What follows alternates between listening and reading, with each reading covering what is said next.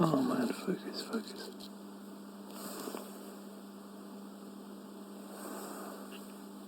Holy moly.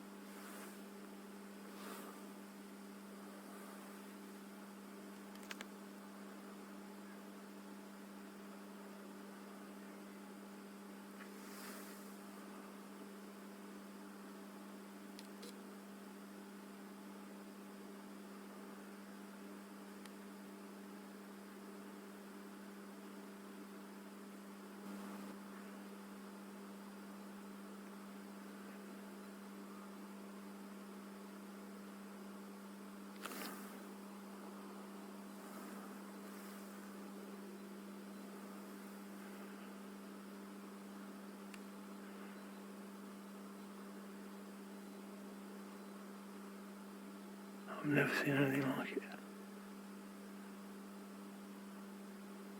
I don't know. I've just watched it drift over from South Walsham way. It's like there's a light in the centre of it. And you can see it kind of around it. And it's creating its own. I mean, it could just be, maybe it's a bit misty up there, but it's like a spiral. Yeah. It's crazy, isn't it? It's middle. I just wanted you to see it because I thought I was just filming it. Am I going mad? Well, honestly, See what I do around it. Middle. absolutely bizarre.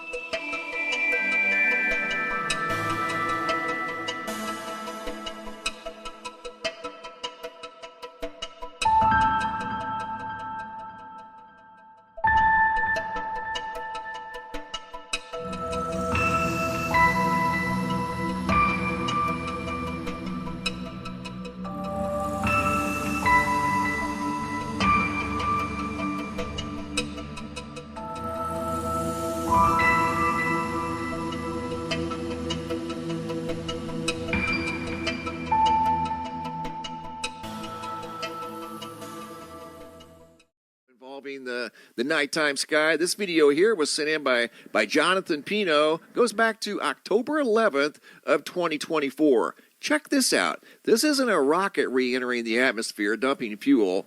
I'm not quite sure what to make of this. 11:57 p.m. back in 2024, October 11th. Has anybody ever seen anything quite like this? I mean, I've seen the stadium lights from the ground pointing up into the sky, kind of meandering around the sky, but...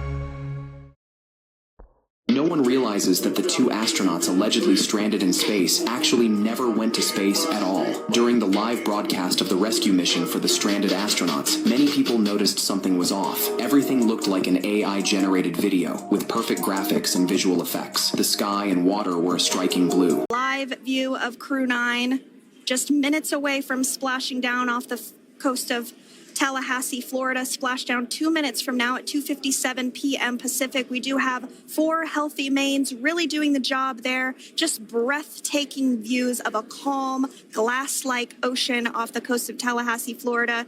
Crew 9 just minutes away from splashing down. This is really such an incredible shot. That Copy, was 600. 400 meters. This is a gorgeous bluebird day here that we have for the splashdown of Crew 9. It's incredible to think that the Dragon capsule just minutes ago, 400 meters. they're on top of the Dragon spacecraft. They are going to be working to install plugs in the Draco thrusters to ensure that none of those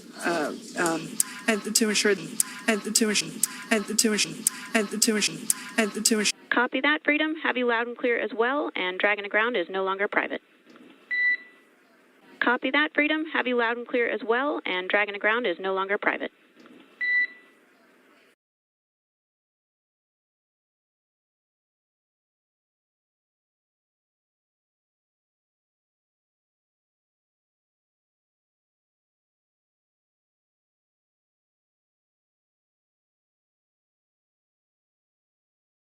Still be present on the vehicle and may automatically perform additional minor system reconfigurations. The astronauts will remain seated and in their suits at this point, but the onboard air conditioning keeps things temperature controlled inside the spacecraft so the crew remains comfortable, and the communication systems. Freedom, SpaceX, ComCheck. SpaceX, this is Freedom. Loud and clear. Copy that, Freedom. Have you loud and clear as well, and Dragon to ground is no longer private. Understand, thank you. As we saw there on the screen, we have The sky and water were a striking blue. The parachute shape seemed fake, and even dolphins appeared in the distance, like something from a CGI trailer. Not to mention, when the capsule made contact with the cold seawater, there was no steam, despite the heat generated by the high-speed re-entry. Another issue came to light with the timing. When the astronauts landed, they claimed that the rescue fleet would take about 30 minutes to reach them, but in reality, it only took 2 to 3 minutes. Originally, American astronauts Barry Wilmore and Sunita Williams were only supposed to stay in space for 8 days, but strangely, the video that was later released showed them celebrating various holidays with decorations. I can't believe space station supplies would include such items, so there's only one possibility. This whole thing was planned. They never went to space, and were just staying somewhere creating a fake, stranded in space illusion. The most crucial point is the report that they returned to Earth aboard SpaceX's Crew Dragon capsule, but we all know that SpaceX's spacecraft had already experienced 2 failed test flights this year. On January 16th, it disintegrated during a test flight, and on March 6th, an energy event caused multiple Raptor engines to fail, leading to the spacecraft's loss of control and disintegration. Do you still believe this story is true? Why did the landing from the astronauts who were stuck in space look AI? Now we all know the astronauts who were stranded in space came home the other day. And I was watching the NASA live, and to me the shit looked like a video game, y'all. Am I the only one? I swear, to me, it looked like I was watching the new GTA trailer. What in the GTA 5 is going on here? Splashdown, huh? Well, this looks real, I must say. Who filmed these perfect angles? Stanley Kubrick's Ghost?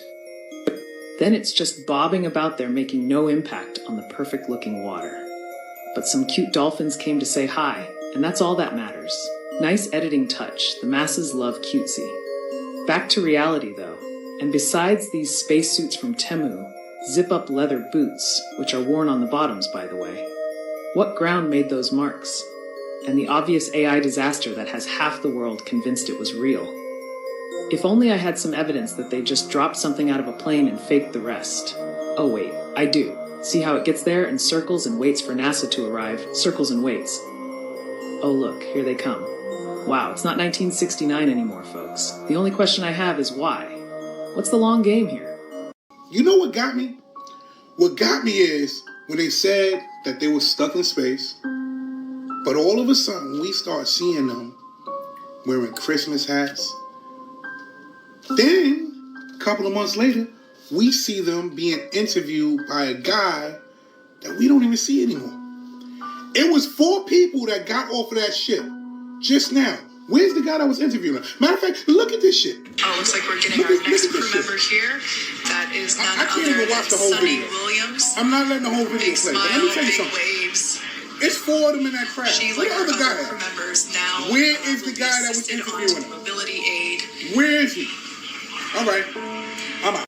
Well, you know, I was up in space for about 9 months, never wore a helmet once. Once I got back down to Earth, I had to put that plastic thing on. Don't want that oxygen to fucking kill me, you know what I mean? You know, it's 2025 out here and we're wearing Spirit Halloween astronaut costumes. Doesn't even have a port entry for fucking any wires or fucking air, anything. How about the new boots? They're actually separate boots from the fucking white pleather suit she has on with a fucking zipper.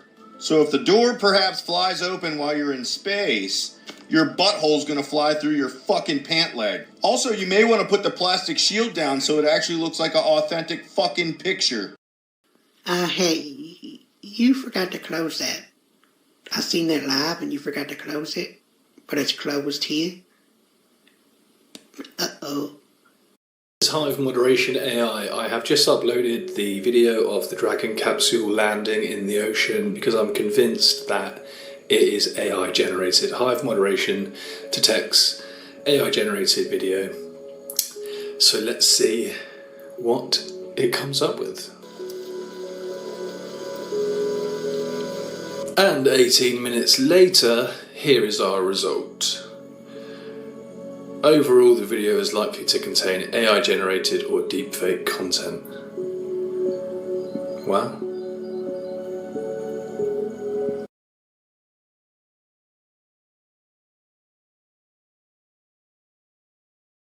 No one realized that one action after the return of the stranded astronauts revealed that the moon landing 50 years ago was staged. The images of rescuing the astronauts at sea are thrilling, but also raise doubts. Viewers noticed that several astronauts, after exiting the capsule, were so weak they couldn't walk and had to be carried on stretchers. But strangely, the astronauts returning from the moon half a century ago didn't appear this way. In the documentary, former President Nixon personally welcomed the Apollo 11 astronauts. The newly landed astronauts responded to him energetically. It seems that the exhaustion and weakness shown by Sunita and Butch were absent in the Apollo 11 astronauts. No wonder viewers would begin to question the moon landing after seeing this.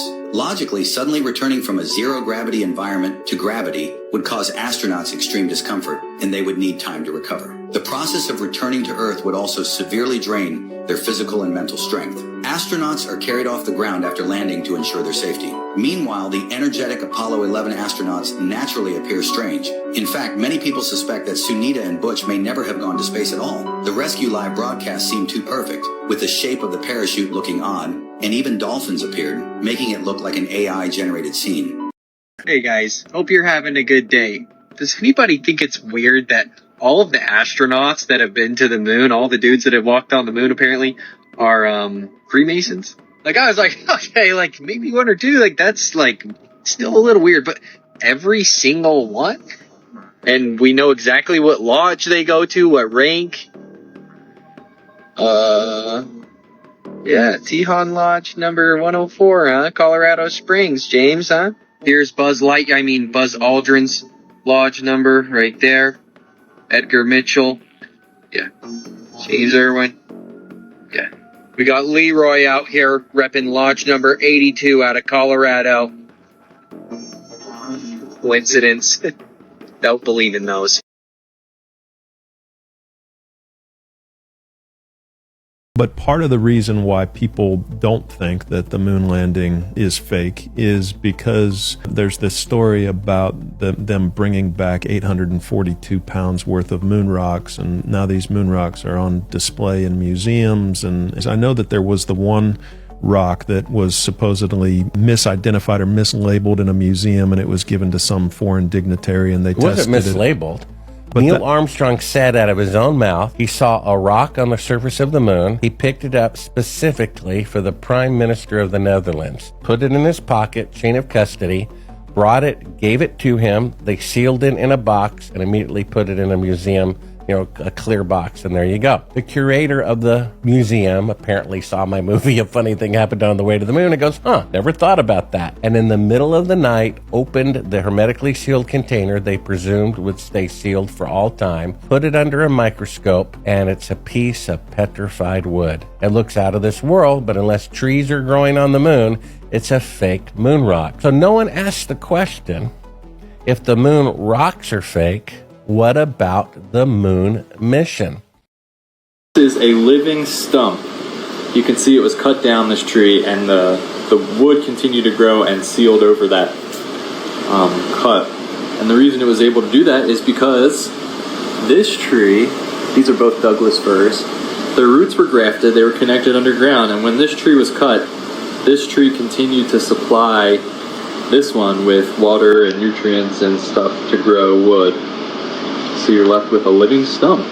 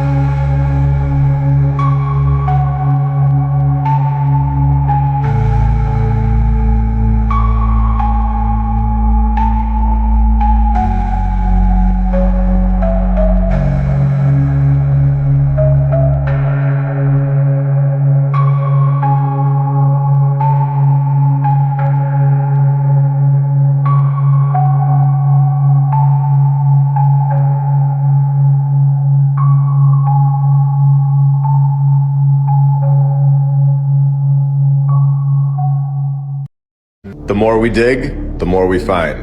Here we have an image of a diploma for the American Pacific Exposition and Oriental Fair for Portland, Oregon in 1905. So 1904 they have the St. Louis World's Fair. 1 year after, we get this one in Oregon. This diploma is very interesting. As we go down to the bottom, we have a photo, and we can clearly see in the background 2 airships, both looking different. They normally don't show this form of transportation in these photos. They normally blank out the sky. But as we look up all of these countries, we see the big ones, and then we see Caucasia. Have any of us heard of a country in the 1900s named Caucasia?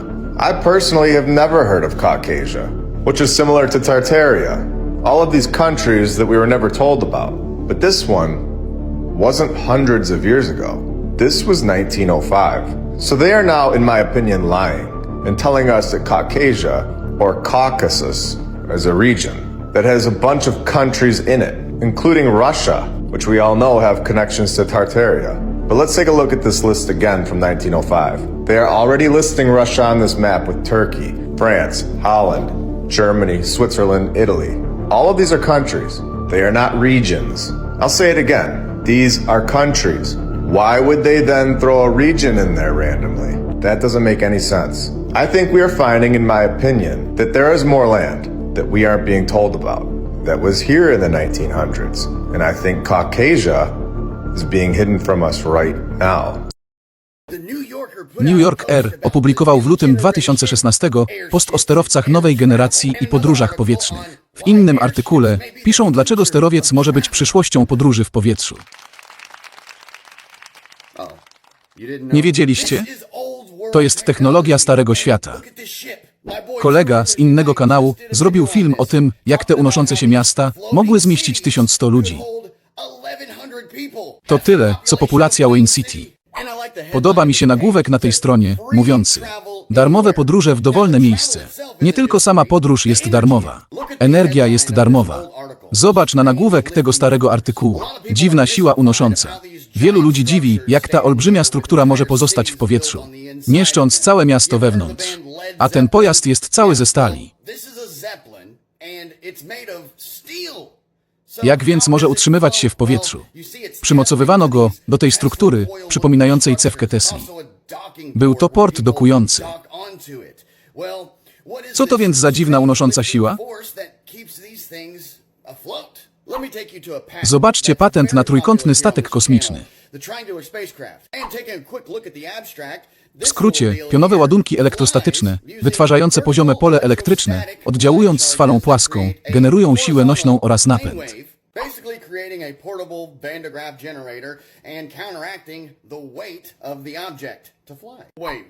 Dlaczego NASA nie ma tej technologii? Ależ ma. NASA posiada własne laboratorium lewitacji elektrostatycznej. Prawdziwym pytaniem powinno być: jak teoria Einsteina ma się do lewitacji? Jak to możliwe, że statek antygrawitacyjny wykorzystuje elektrostatykę do lewitacji?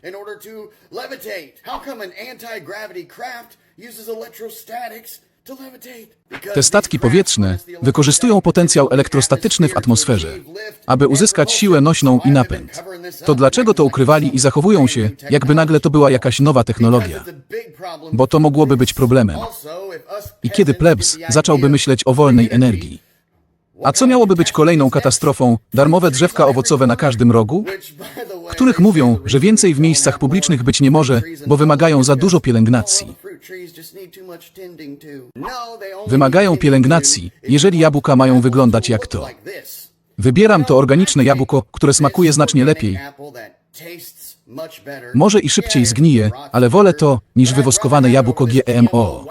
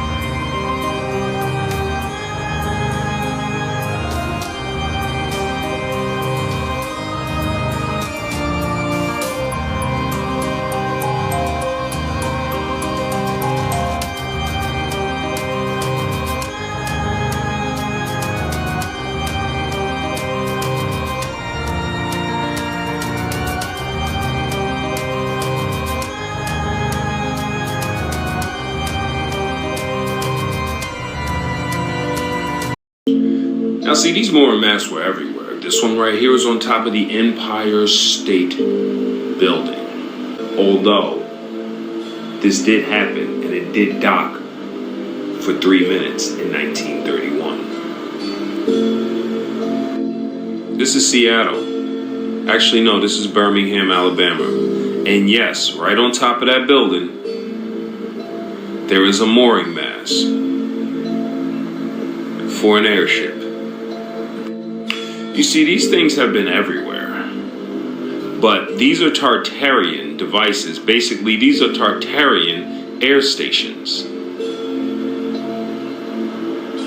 But they're all designed the same and very intricately. And another thing you have to remember, all these structures I'm going to show you, these are all made out of stone. I find these very, very peculiar, don't you?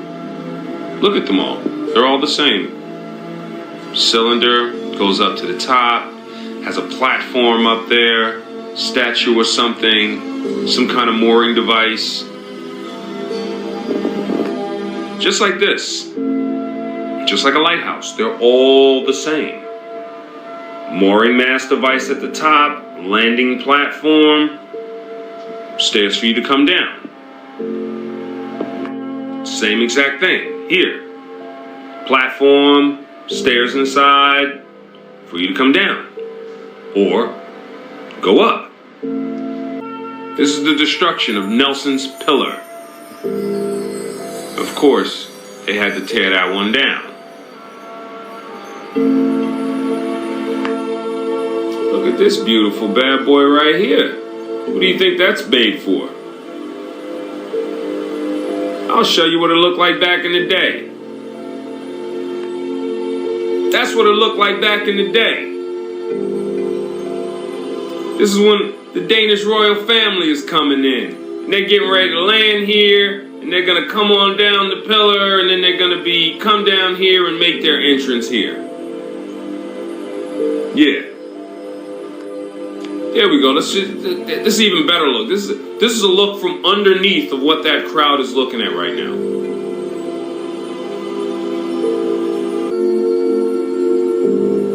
This is how we traveled everywhere.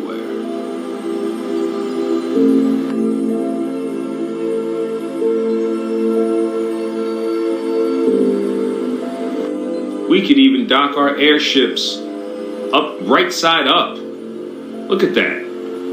U.S. Navy's dirigible Los Angeles upended after a turbulent wind, flipped the 750-foot airship on its nose. And then look right here, for anybody who wants to question what I said before, the most famous mooring mast ever designed was the spire of the Empire State Building. Okay? They didn't put the most infamous mooring mast on top of the tallest building so that they could just not use it. They tried to tell y'all these were victory columns. Oh, that's a victory column. Oh, that person on top. Oh, it's a victory. No, it's not. It's a mooring mast for an airship.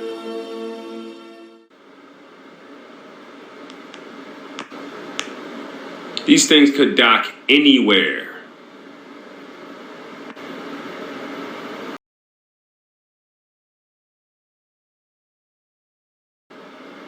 Egypt mooring mast.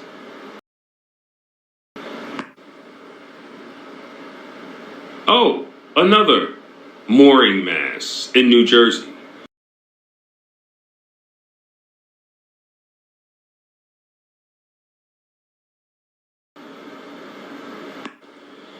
But I'm starting to think, man, they whited out those skies for a reason. There was just something they didn't want us to know or didn't want us to see.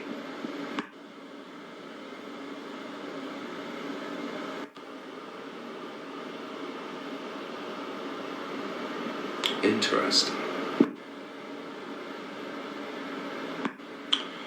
In my honest opinion, I just feel like we traveled different in the old world. I feel like we all had airships. And we kind of just took off whenever we wanted to. Skies are too blue for them in Maryland. We need to get a little rain.